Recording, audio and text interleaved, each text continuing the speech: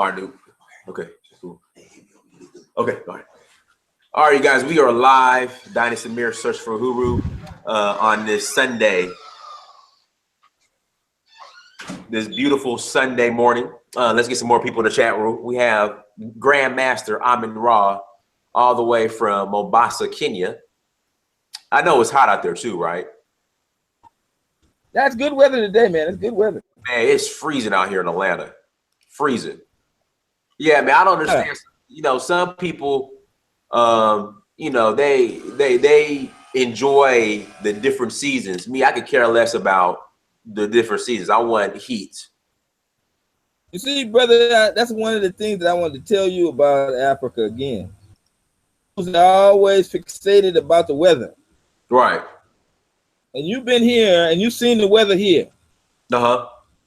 And it's basically the same all year round. You know, exactly, but you have these people that are like, they got to have snow and rain, or really they want to enjoy the snow and the different seasons. I'm like, I don't need none of that. I could care less about the snow. I want just warm, hot weather year round. I'll be fine. Even them, they know. But you have to look at the historical part of it. Here, the Caucasian came and captured the land that has all type of weather problems, all type of earthquakes. You don't have tornadoes. You don't have that in Africa. No, of course not. You don't have any major, yeah. So you see, they know this. And that's part of, you know, you can't sell that. When you're trying to sell people to come to the United States, you have a problem with the weather. You know, That's not a good selling point. So they try to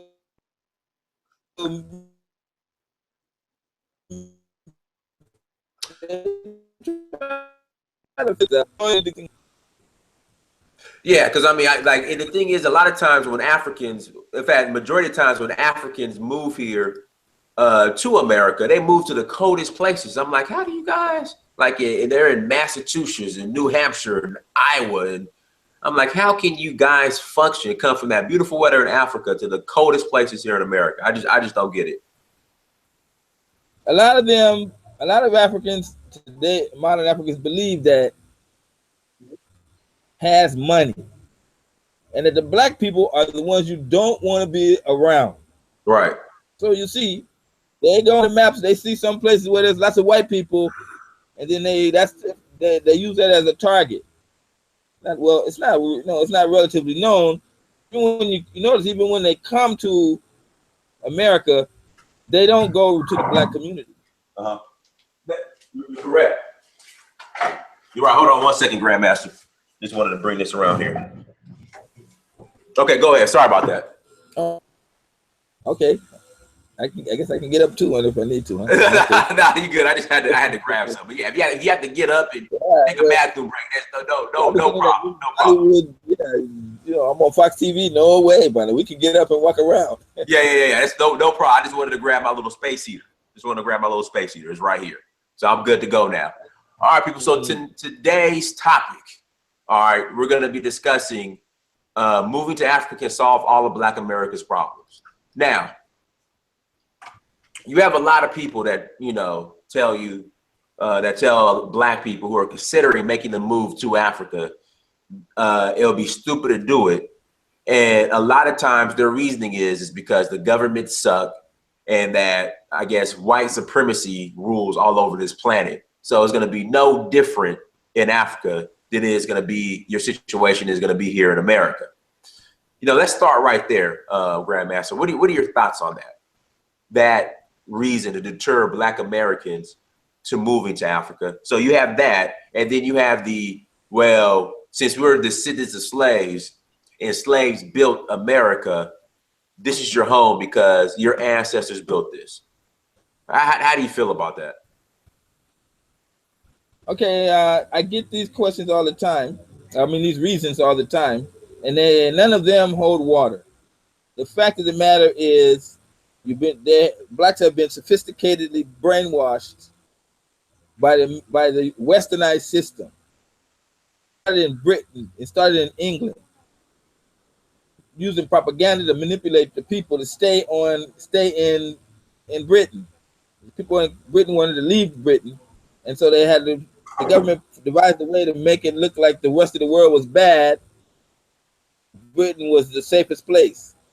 So this thing carried over to the United States, and they've been using that on since time immemorial. They spend billions and billions of dollars on marketing to keep blacks believing that Africa is the worst place and America is the best place. When in fact, murder capital of the world. All in The America. most imprisoned All in of the America. world. Because you living living inside, you don't really realize it. And then when you look at TV, you don't see certain things on TV, and you assume that they don't exist, and this or they exist, and that is the big problem in the United States. Who has never left the United States, maybe a Yes. quick trip to Mexico, Yes. looking you in the eye and telling you, I Not to go to can't live. Right. That is total brainwash. You cannot say I can't go to Africa because if you've never been there yourself. That's the number one. And then especially and you've been bombarded daily, or not, or whether you even paying attention or not, you've been bombarded daily with negative propaganda of Africa.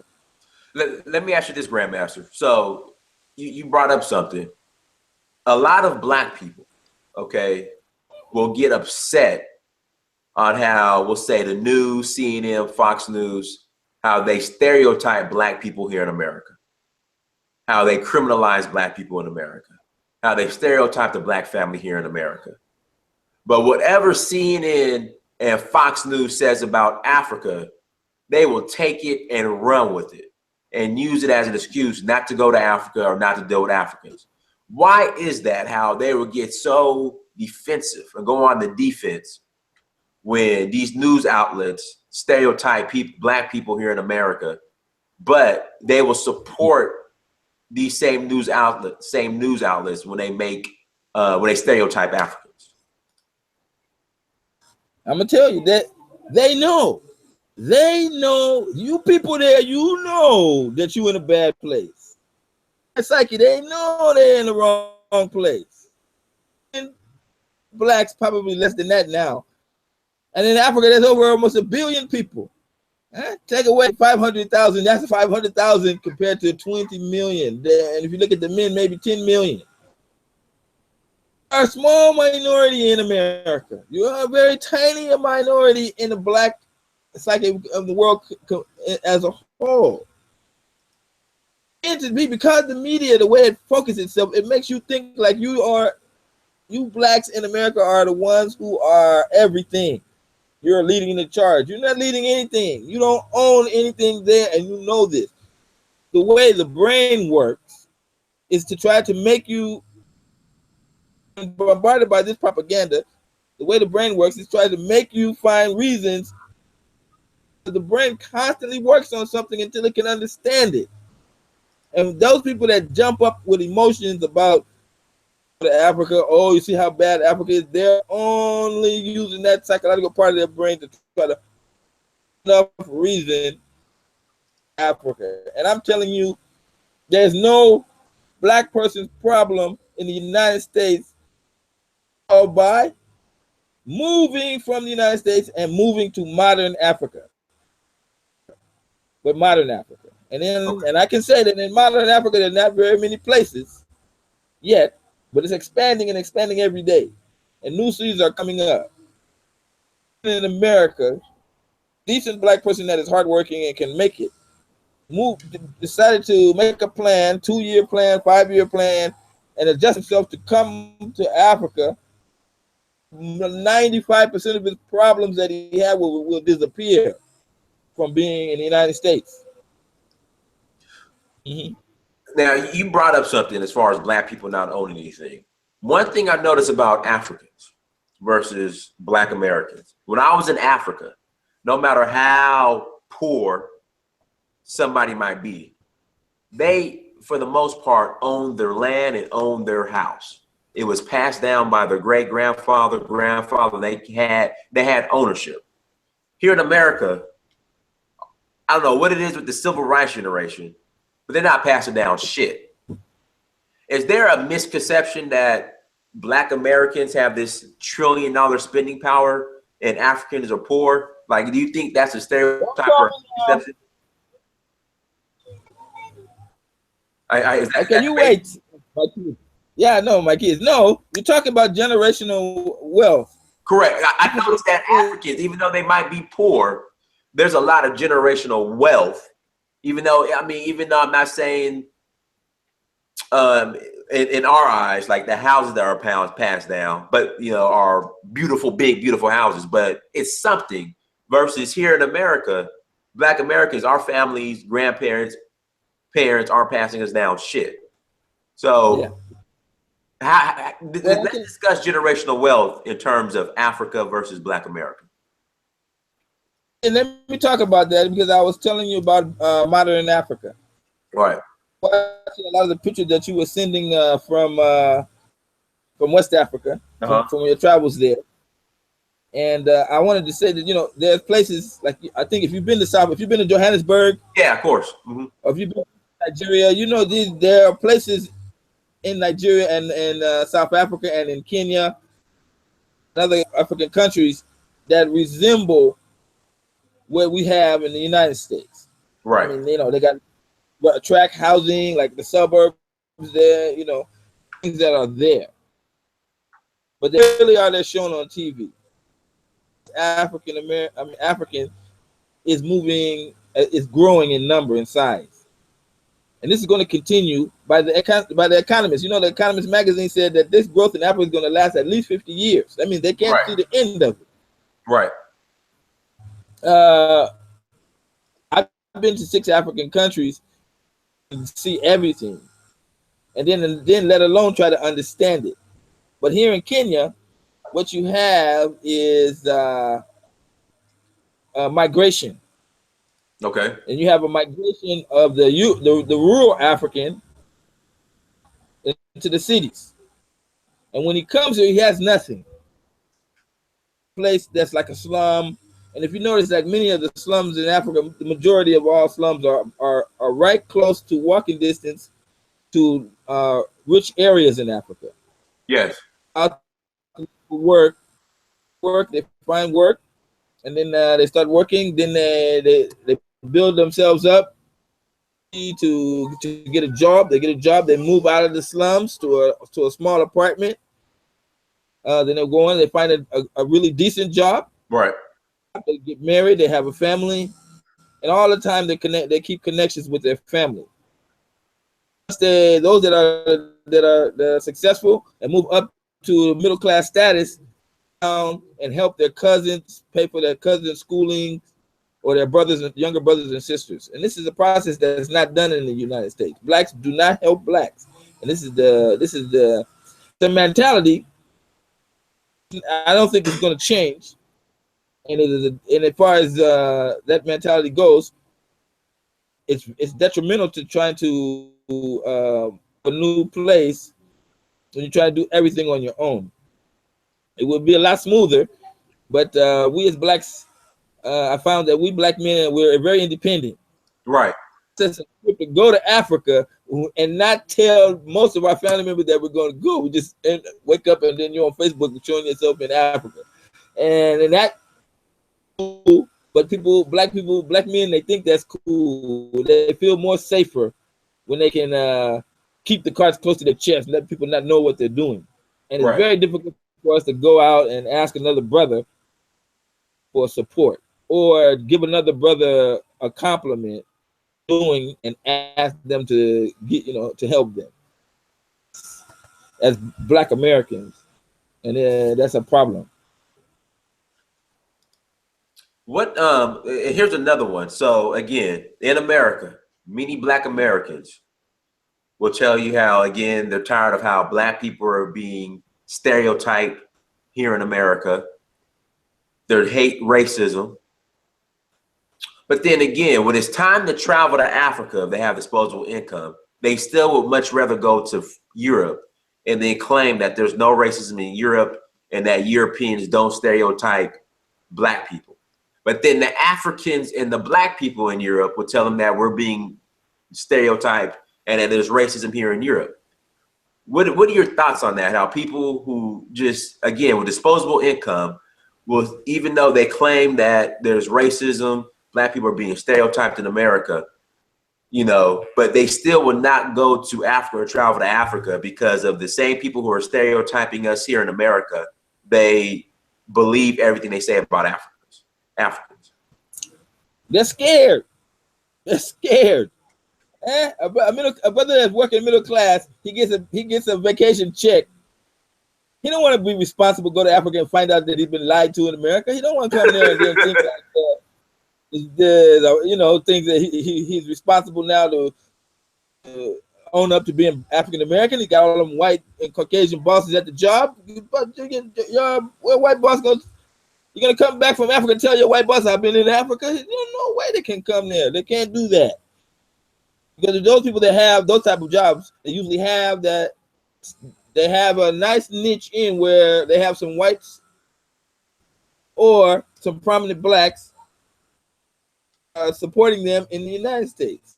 So these jobs don't just come to you and then you secure.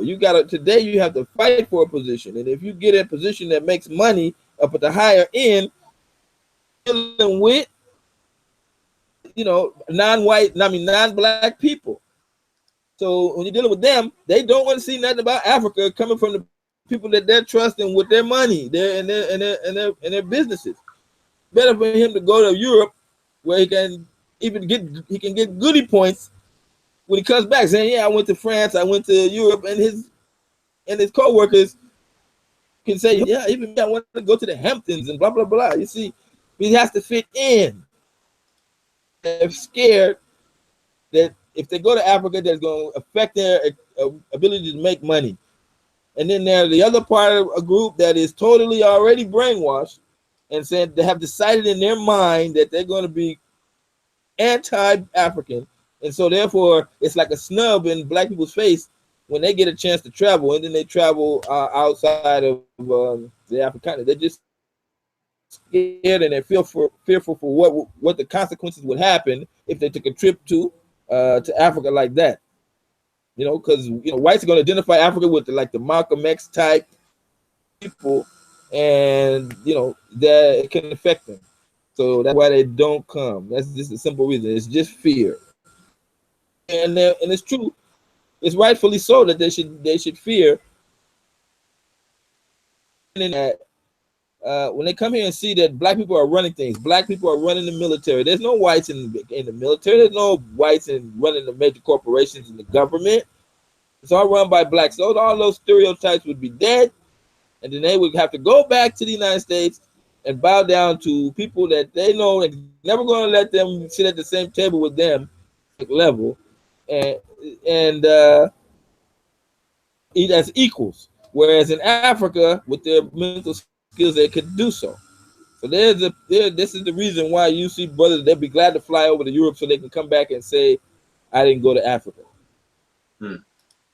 Wow. Grandmaster, so again, let's talk about poverty in America, Black America, and poverty in Africa. So there was a study done, okay? And this is just not limited to Boston. It was in Boston. That said that the net worth of black people in Boston was $8. The net worth. I forgot, there was an envoy that came from I think the United Nations, I believe, or the World Bank, that went to, I think, either Alabama or Mississippi, and they said that there is no way they went to black parts in Alabama and Mississippi, and they came to the conclusion that there is no way, the way these people are living, that this could be considered a first world country. Yeah. Okay, this whole thing is, first of all, the whole thing is changing around. Well, you see, Western countries are economically dying, and the African countries are growing. This is when it happened before, was they went to war. But you see, they can't go to war now. They don't have enough numbers. It's a great time to come in and challenge the African, and the land mass is too great. But Like you said, you're talking about Boston. You can also talk about New Orleans, these areas. I mean, we could talk about L.A. with Skid Row and Okay, when people talk about racism, what you have to understand as black people is that when someone says racism, please don't think like it's blacks against whites or blacks hate or this, that. It's not like that at all. It's economic or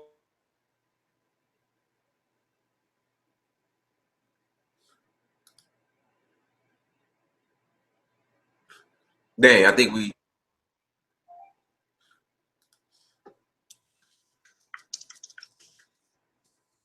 when they used to hack people in the South to the ground. This was not something that was done because of some white girl that is saying she was in the elevator with a black guy. No, this was to overcome the economic injustices that was happening.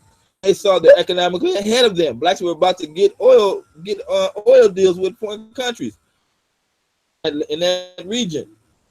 Black racism is only economics. It's only economics. Now, with that being said, when you talk about what goes on in Boston and what goes on in New Orleans, New York, and Los Angeles, and these other areas, the blacks there have to realize that they're looked at that they can be taken advantage of. And the way that whites can take advantage of blacks without having to step out and say, I'm taking advantage of you, is through racism. Right. If you got blacks here, come tell me in the comments that you don't know someone job, and after 5 years he lost that job. He was just somehow some little incident happened and then they fired him, because there's an unwritten code that blacks should not have the same job for more than 5 years. And then there's the races that are out there, people that practice racial economics, keep us down by constantly making us shift jobs. And this is just one part of the larger problem that we face as black people in the United States. But you do not have that in Africa. So if you were able to get or going or a job, first thing you realize that the office politics would be completely different. They would not be about racist people that are trying to take advantage of you or make you lose your job. You will find that you can have a job or a business, and you don't have to keep watching your back all the time, because, and crossing your I's and dotting your T's, because anybody can come and try to do something to you. People don't realize when they come to Africa they have. So the people in Boston, this is what they get. They keep on living in the same country. How you gonna, if you're in a place, in a building, the building catch on fire, do you sit up there and lay in the building and let yourself catch on fire? No. Do you get out? It's a game. When somebody's playing you're in a card game. For 400 years, you're in this card game and you're at the table and you're trying to win and you keep losing. Year after year, 400 years, you keep losing the game. What do? You get up from the table and walk away. And that way your problems are all solved. No more losing your money. No more being humiliated. No more being a minority. This is the case. So I'm around real quick. You've been on the show before. I know there's some people here new to the show, to the channel. If you're new, please make sure you guys subscribe. If you guys are watching, please like the videos. Can you give people a little bit, just a little bit detail about your background? I know you're in LA. You had a dojo, and then you decided to relocate to Kenya. Can you kind of just give somebody some background on yourself? All right, I was born and raised in Los Angeles. I was born in UCLA Medical Center. I came up in a single parent family with my mom and my two older sisters. Father wasn't in my life, but I found him when I was about 6, 7 years old, and then I made sure I saw him at least every once or 2 weeks. I was always there looking, with him. When I got out of high school, employed at this trucking company, and I really got to know him.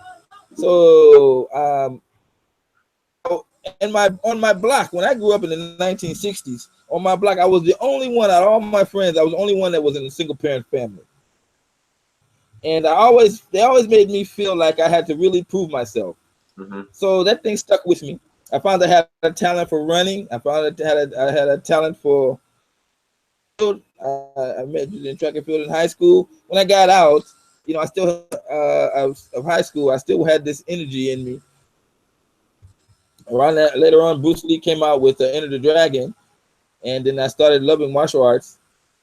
And then one day I got into a really great martial art group called the Black Karate Federation, and I excelled in that. Finally opened up my own school in 1986. Then I excelled in that for 10 years. But in 1986 is when I became black conscious. Uh-huh. So I've been black for a very long time before it was really that popular. And all of the transitions that go with being black and then being raised up in an area. So from 1987, January 1st, I got rid of my slave name, and I had made a point that I was going to go to Africa on that very day. It took me 10 years, but I just walked away from my martial arts school, stopped working in corporate America a few years earlier than that. And I just wanted to go take that trip to Africa. And I planned on staying 3 months, 20 years. So uh, I came here to Africa. I had nothing. I came to Kenya. I had zero. Uh-huh. And all I had was my martial arts skills and my computer skills. I found out that the skills I had were in high demand, not only in the martial arts, but also in computers, and to this day. So today I've created a program called CC Gate, launching and starting to market it now. It's an online program that works with the government laptops and tablets that they're bringing out. Students can be able to use it to learn, and we've created something really special called a digital library, which is which takes the place of books. And this has been giving us a little pressure as Africa becomes modernized. Just get on the tablet and get all their revision and what you call it in America, tutoring, from a tablet as opposed to buying books. And African parents, they're really in a trap because they have to buy lots of hundreds of dollars, I guess you can say, in books every year for their students. The same in the United States. We've captured the curriculum and put it in such a way that it can be displayed on tablets. Not something that's really new, but in Africa, for someone to be able to do that, and in Kenya alone, they have over 22,000 primary schools. So and our product is in demand. So, but that's what I'm saying. Yeah, you can be fearful to come to Africa because you think there's no jobs, but you have to. That is an American concept. That Africa is growing, and it is growing at a very fast rate. When you come to Africa, don't look for jobs. Look where you can fit in. Don't expect to come to Africa. You come from a job, and you was working in an office building for 7 years. That job died. Then you went to work at Walmart for 2 years, and then you got a chance to come to Africa. You come to Africa, you're looking for that job from office job. You got to start at the bottom and expect to be at the bottom and then work your way up. That's just the way it works. Africa far better than you think, and you can come here as an African American. That's equal to what you think you were supposed to get in America, which you did, which is no longer there. That's just it cannot happen like that. The black person that comes, black people will not come to Africa. I'm not talking to all black people. I'm only talking that 2% are. Africa has touched you. You can't get it out your mind, but you got all that negative propaganda that keeps weighing you down, wearing you down, making you wait and hesitate. That bring your butt all the way over here, see for yourself, then you come. That 2%, not the 90. The rest of us are doomed. Doomed. Your grandparents was doomed. You doomed. You also doomed. You are. I can't come to Africa today. Blah blah blah. It's okay. Stay right your ass right there. It's okay. But those 2% that know that been there, or have been to Africa already, and not just at the tourist part, hotels, Right. but you have been there and it has touched them. It's one thing to come to Africa and go to all our 5-star hotels, but it's another thing to come to Africa and be touched. You got some friends here. You got a woman here.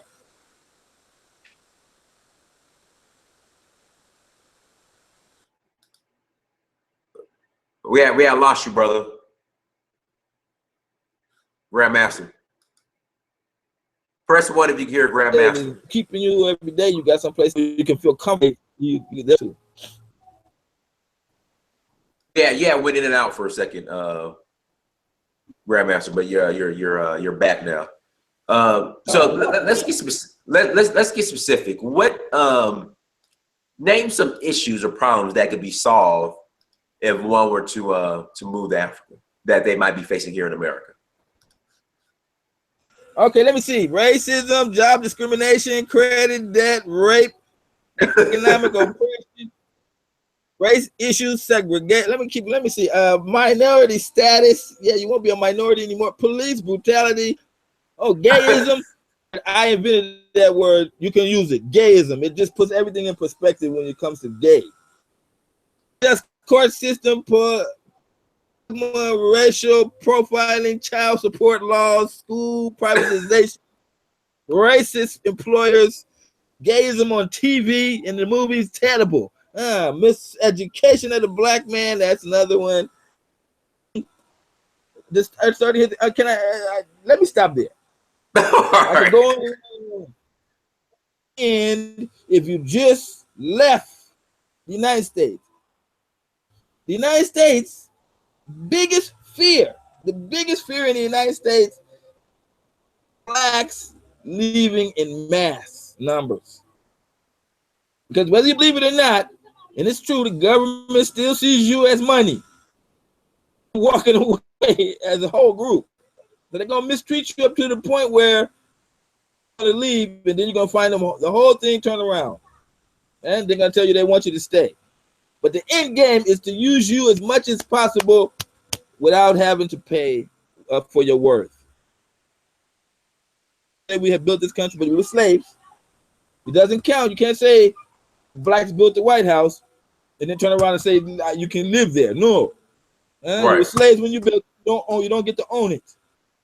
It's only when you're free. When they told you you free, nigga, you can go. Yes, you should have went to the docks right there and got on the first boat back to Africa. But you didn't know better. That's our problem. That was one of our mistakes, and we're paying for that up to today. Okay, let me ask you this. Now, you just mentioned post-slavery, when we're free, we should have went to the docks and moved back to Africa. Now, to play devil's advocate, the argument is don't move because of what happened in Liberia. What's your response to somebody that brings that up? Liberia in the 1800s or Liberia today?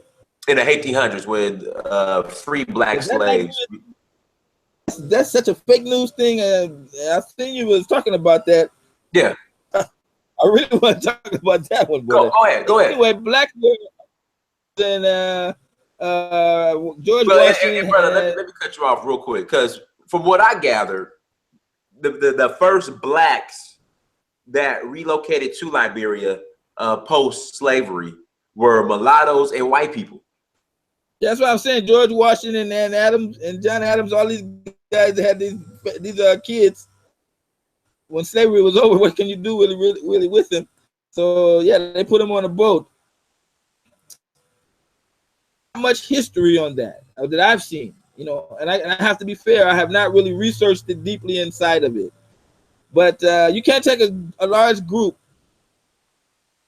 of African Americans from one culture, enslaved Africans being brought back to Africa. These were people that only knew the United States. They only knew English. So when they got into a foreign country, who knows?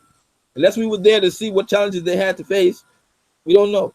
Because definitely they were not given any economic support from the United States when they were brought over. The blacks in Liberia and those areas are sitting on a lot of wealth. I mean, Firestone Tires was built from the rubber that the Liberians and somebody said that W.E.D. Du Bois is the one that kind of brokered that deal. Do you know anything about that or? About that? Yes, but no, he didn't broker that. it was not his intention to take blacks back to Africa movement. He was not in for taking blacks back to Africa a movement or as part of the UNIA or part of his movement. Right. Now, Dr. Umar Johnson always talks about that research, and it's very true. When you look at his speeches, he's not talking about that. He wanted to make a connection between the two, where they could all sit up, where blacks in Africa could economically support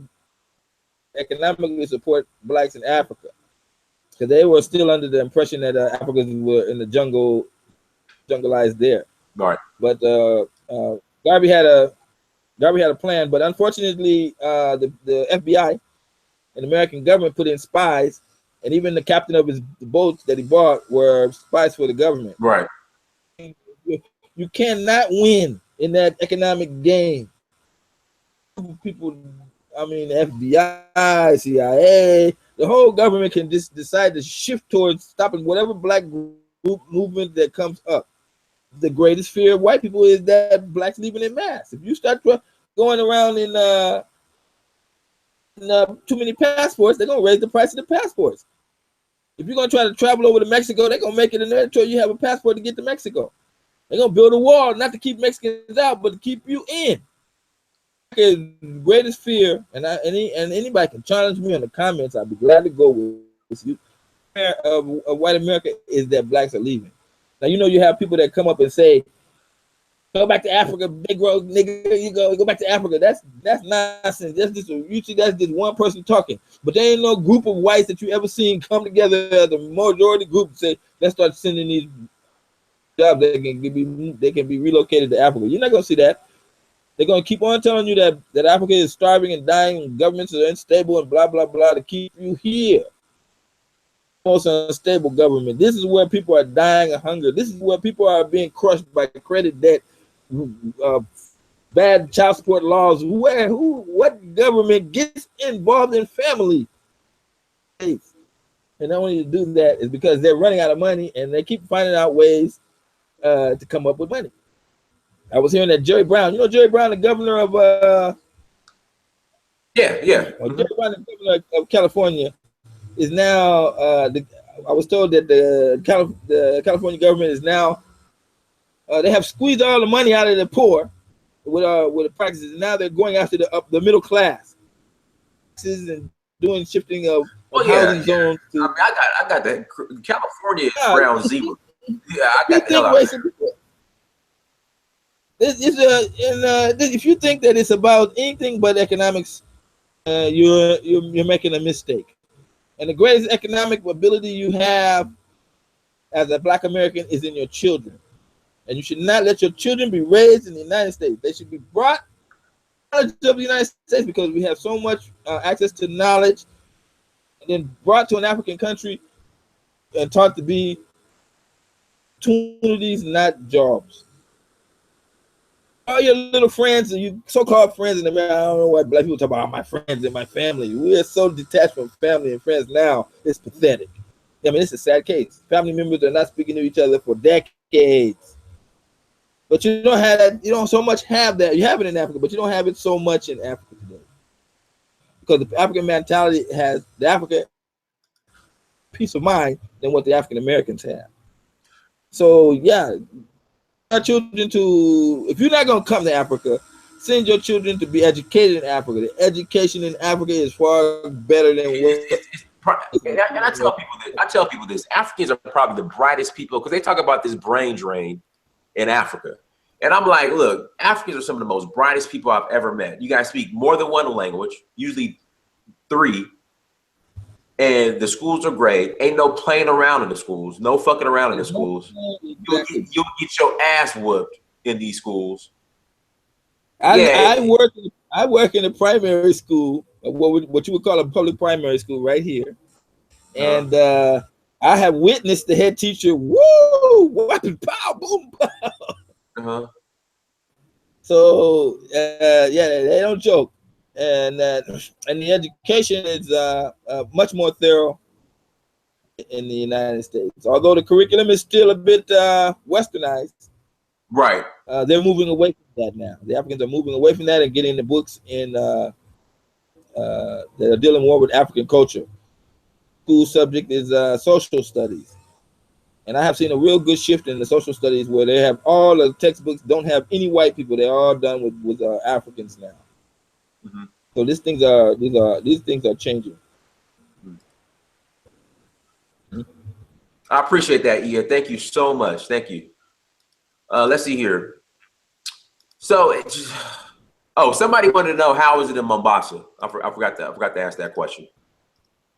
Okay, now you see, Mombasa is a tourist town. Remember that over 900,000 Americans come to visit Kenya every year. To Mombasa because of the beach and the beach life. Because when it is winter in the west, it's summer here. So they come out for the weather and sit on the beach like that. But the Europeans and the Americans they're economically going down, and so that tourism that they used to bring every year that Kenya and Tanzania and these countries used to depend on is moving away.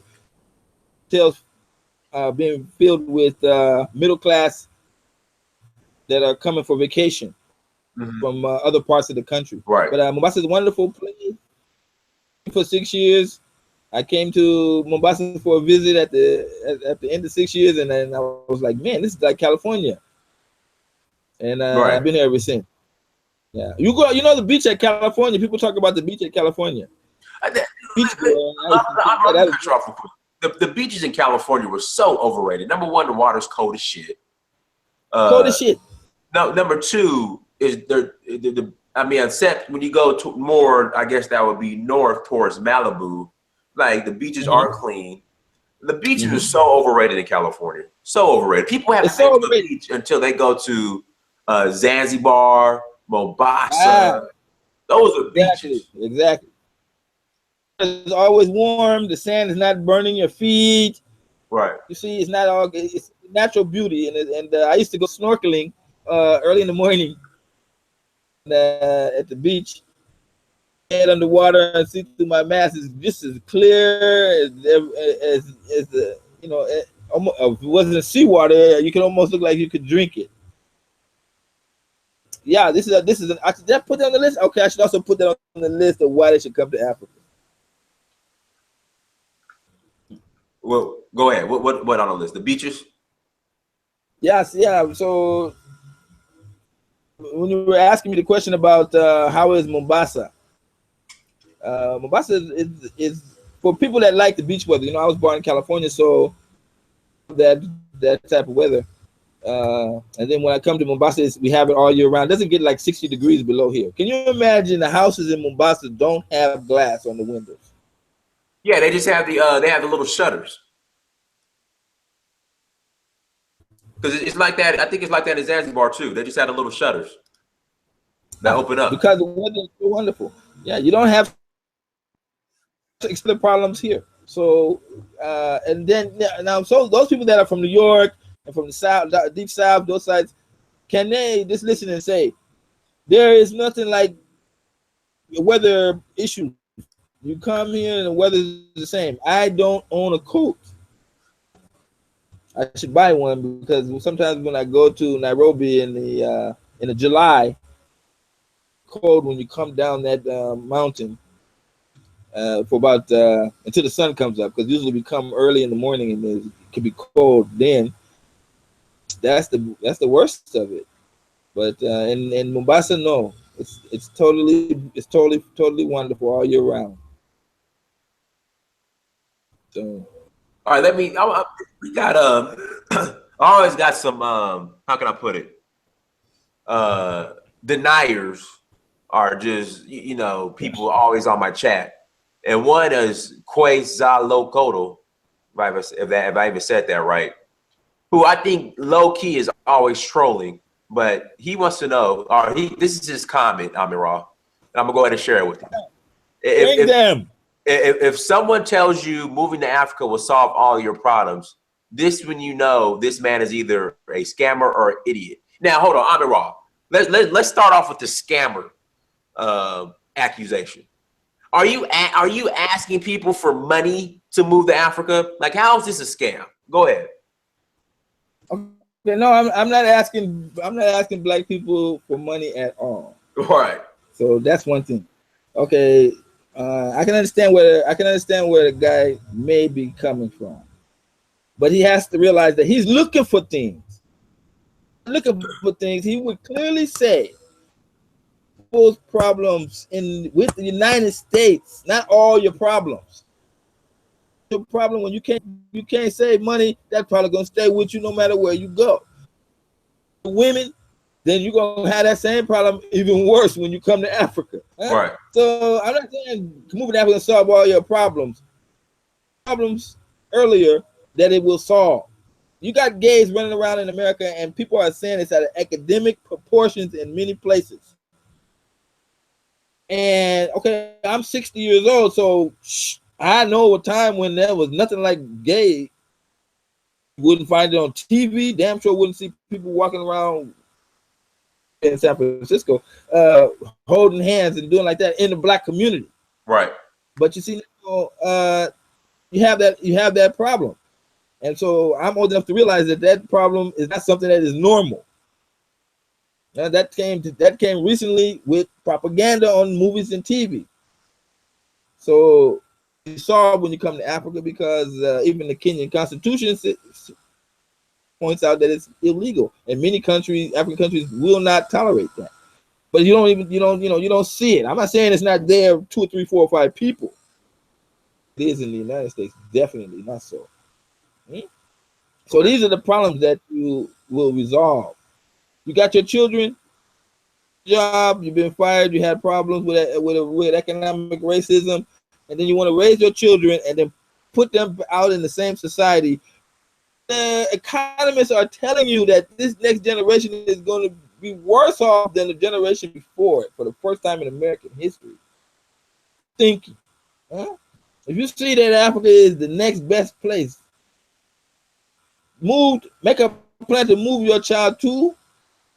Have African friends at least on Facebook, and that's enough, so that you can move, you can step aside, and your son or your daughter can have a greater chance, economic peace of mind, in a country where they're not walking around as a minority.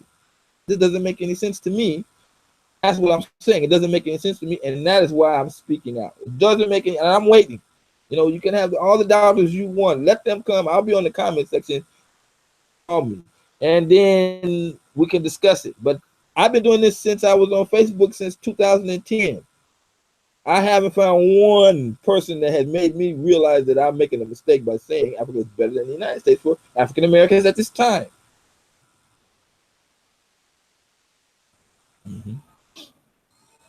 Let's see here. See if we got any more questions. Hey, I'm gonna make you a moderator, Sankofa. Hold on. I gotta get some moderators on here. We got people really trolling. Hold on, Troll.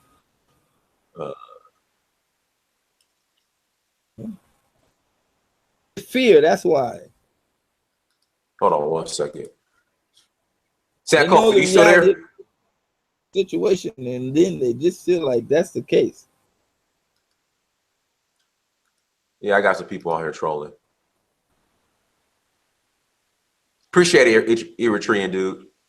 Hey, Eritrean dude, send me an email, man. I gotta get you on the chat. Are you from Eritrea? Or Eritrea? Am I saying it right? Please forgive me if I'm not. Eritrea. Yeah, I gotta get him on the show. Here. Okay, here we go. I'm Grandmaster. The American investor wants to know: Can you come to Kenya with $15,000 and get something up and running as far as the business? Oh, that's another thing that black people don't realize. Talking to my partner the other day, and he was telling me, "Oh man, how much money do I need? I know I'm gonna come to Africa and visit you, and I'm gonna bring like $4,000 or $5,000." And I'm like, $4,000 or $5,000, almost like 1,000,000 shillings here. Okay, so let's say my rent. So I have a 1-bedroom apartment. and I'm paying $70. What? Hold on. Say that again. Yes, 6, 7, 6. Oh, I'm paying less than $100 a month, definitely. Yes. So I got my own compound. This is like a duplex. Saying you must see. You think whites are rich? They're not. You think whites are powerful in Africa? They're not. It is the money.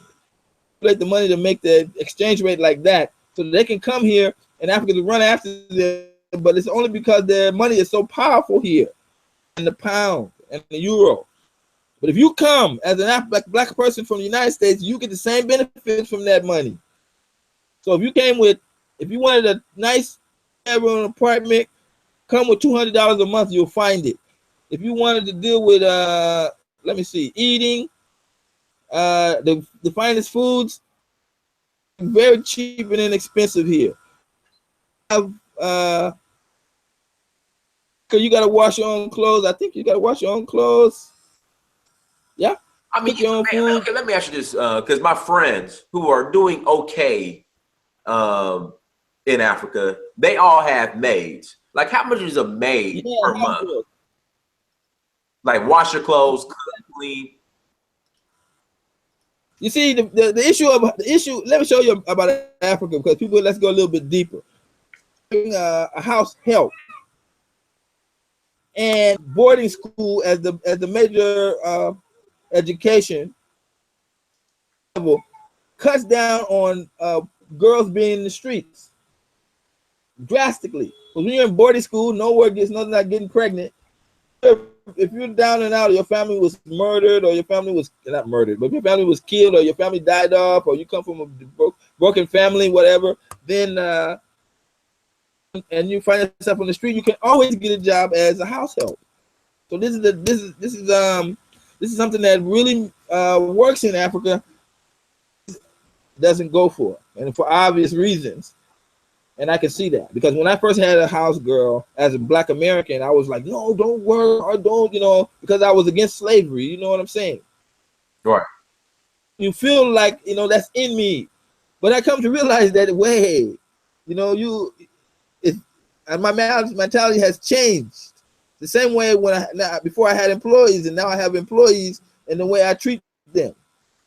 The way they have a job to do and they have to do that job. You see, it's that simple.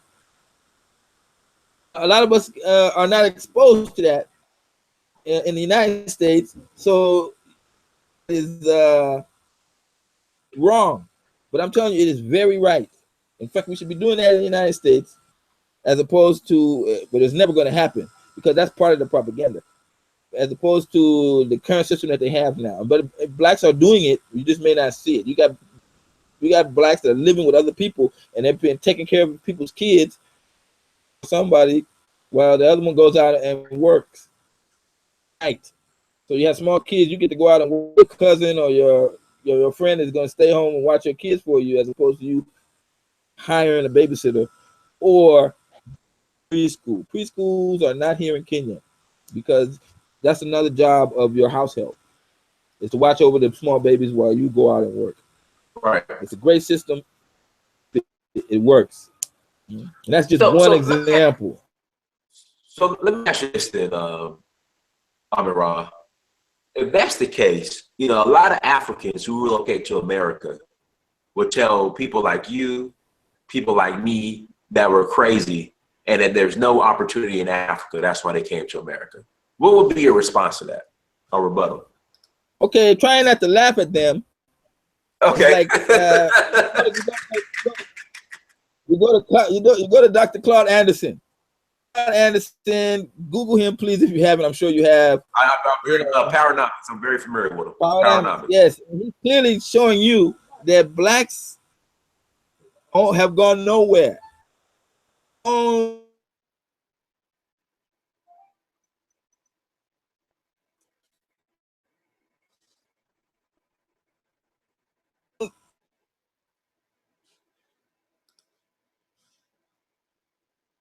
So you're going around from the United States, but you there.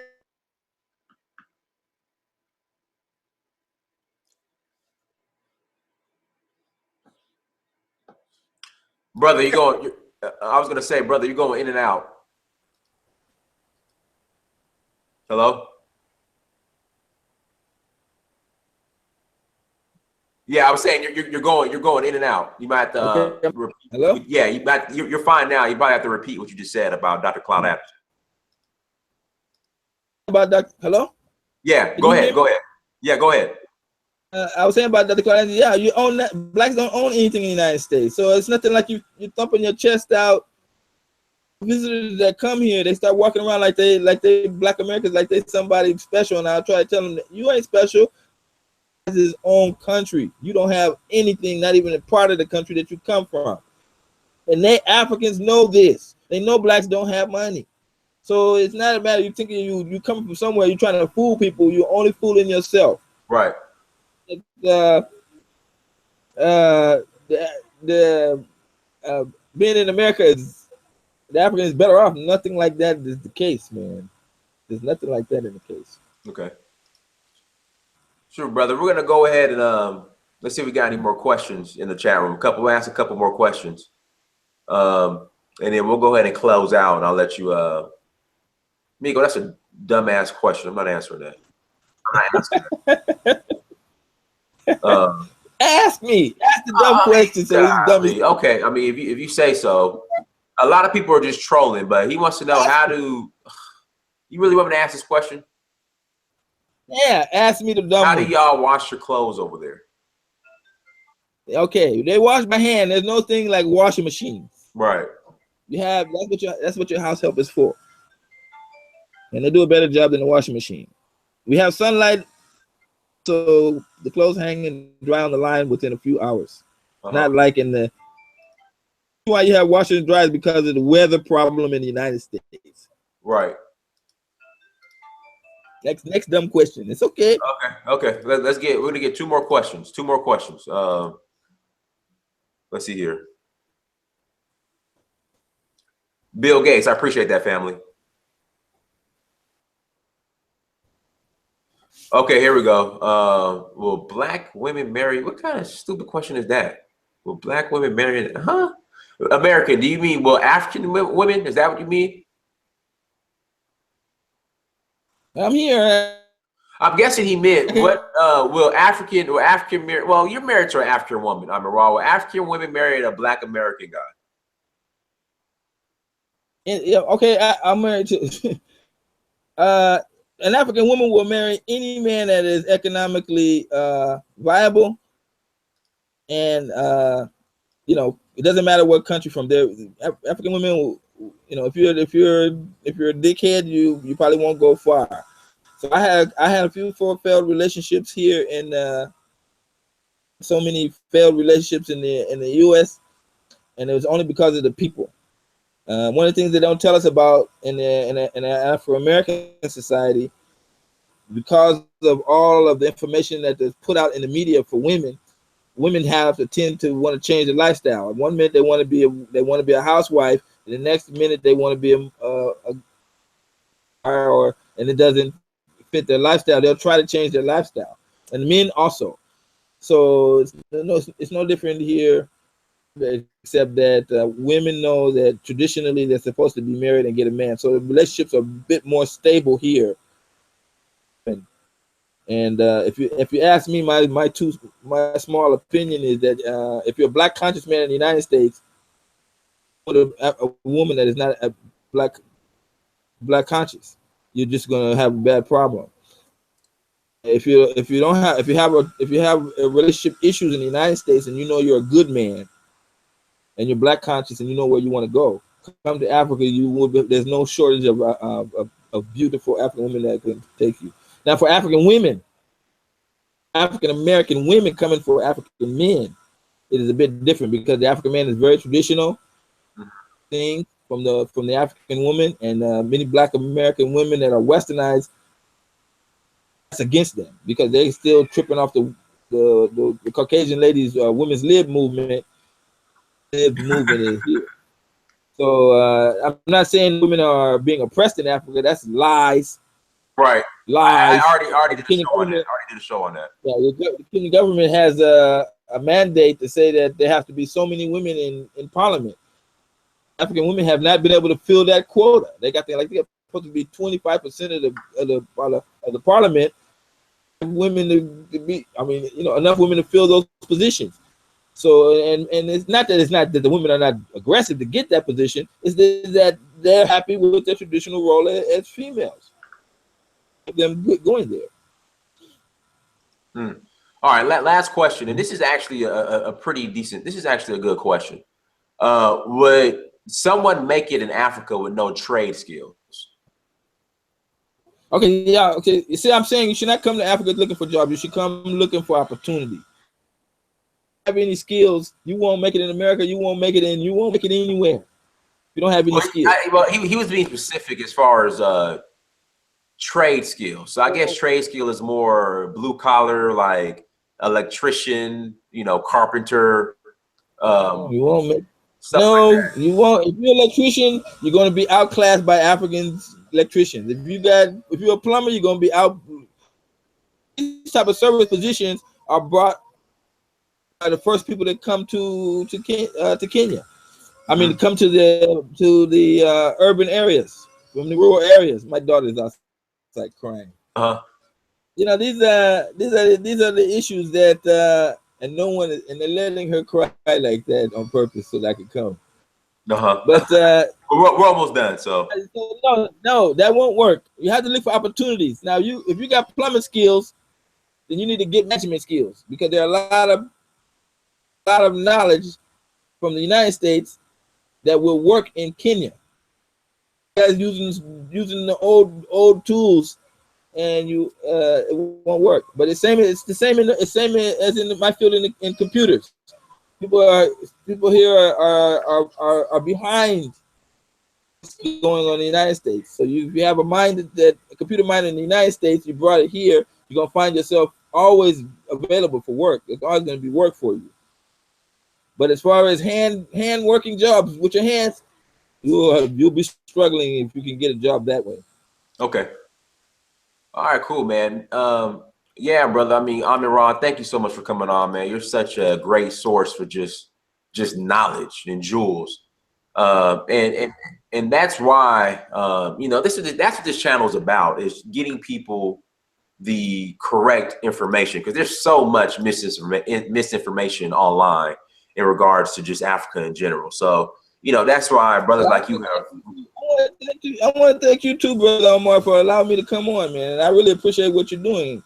Oh man, thank you. And for me, like I said, there's a small number of us. The number of black conscious people that are African minded, and then we should not think of ourselves as African Americans. That's another problem. We should not think of ourselves as African Americans. We should think of ourselves as Americans. Okay. Yeah, American African. You're an American African. See, base group, not America. Okay. We're African first. Okay. Grandmaster, go ahead and share your contact information. Of course, I'll put it in the description box as well, and go ahead and close out. You have the floor. Okay, for the trolls out there, they can reach me at 555. For those people that are on this issue, they can go to my Facebook group called Black Man's Guide to in Africa. It's on the Facebook group there. Unless you want to come for martial arts, or if you're somebody that's dealing in computers, you have some knowledge of PHP and MySQL admin, you can give me a call and we can see if we can get you down here and help us with our project. We expect it to be a multi-million-dollar project, and we're right at the marketing stage right now. So yeah, that's what's going on here. Those people that believe that Africa is a bad place, you're fooling yourself. The evidence otherwise is overwhelming, and you must realize that you're in the murder capital, especially for blacks. Right. And not to mention those that are in prison. Absolutely. All right, people. Hey, everybody, thank you for coming on today. We had 111 people watching today, which I think is a record for me. I mean, we're just getting started. Amenkrahh. I'm pretty sure we're gonna have millions watching. So, you know, everybody, thank you for coming on. Thank you for participating. People who super chatted, thank you so much. Again, people, search for Uhuru, Snapchat, Twitter, Facebook, and Instagram. Make sure you go to search for Uhuru, like, follow, subscribe. If you're new here, please subscribe to the page. Also go to searchforuhuru.com, go to dynastymirror.com, and make sure you go to amazon.com, search your name, Dynasty Mirror. Please buy a book. Guys, thank you so much for coming on. Till next time, Dynasty Mirror. I'll be back on at least a couple times today. Till next time, peace.